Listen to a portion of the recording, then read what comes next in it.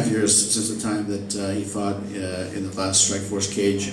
He fought Paul Bonatello for a title. Went through a period of injuries. We went through a period of where we had to wait for him to finish other fights. And finally, we have, I call him the prodigal son returns, and that's Mr. Alistair Overeem. Woo!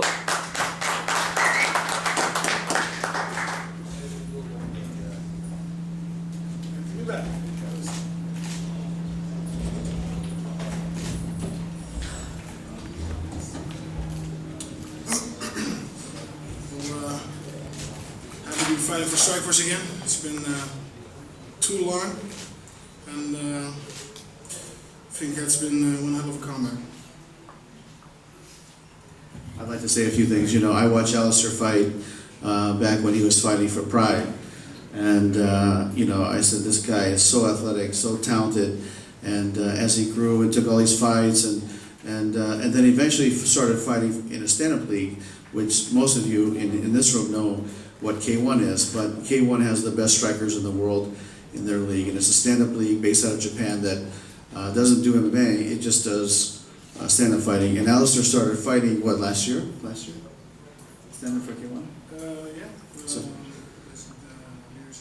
Okay, so he got the invitation to come fight in K1, and then he started defeating the K1 strikers in their own game. So he's come a long way. We're very proud of him, and you know, I hope the fans felt the wait was worth it. I definitely feel that way.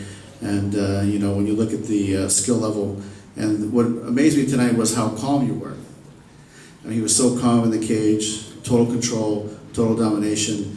And, you know, I know that you'll be looking for the Fedor fight, I'm sure, in the future. Open it up for any comments, questions?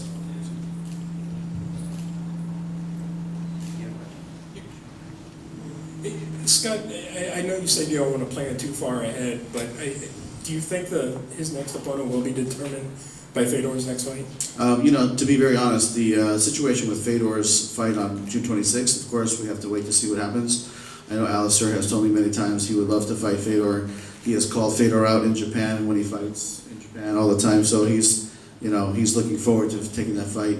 But that's going to be something that we have to sit down with M1 after the June 26th fight. And like I said, you can't count Fabricio out. I think that Fabricio is, you know, the timing could be right for him to move forward. And so I think that when you look at that fight, it has to be something that M1 and Strikeforce will sit down after that fight's over. Alistair, as Scott said, it had been almost 3 years since you defended your title. Do we need to wait that long again? When would you like to return to the cage? We won't definitely have to wait that long anymore. As I decided in 2009, I would put America, Strikeforce, as a priority. So hoping to fight this year again with Strikeforce, maybe twice. We're just gonna have to sit back, see what happened in the Fedor fight, and sit down with Scott, make a planning, and but my intention are to fight him more.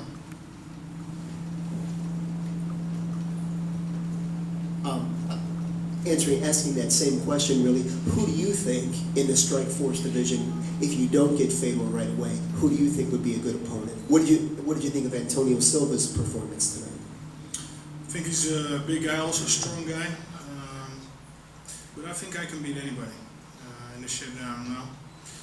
And but still, I think they're all good fights. I think people all want to see those fights. I want to see those fights.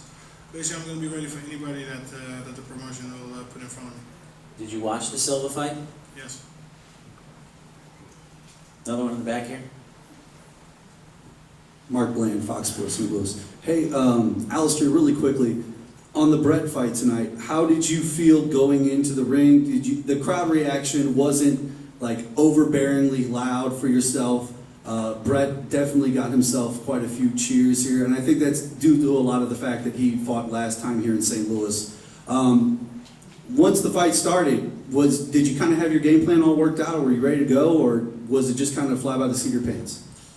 Well, we had a game plan, of course, but still you have the X factor. It takes two to tango. You have to do what the other guy does as well. But yeah, I was ready for anything that he was going to put at me. We closely studied him, and we made a perfect game plan. scenarios.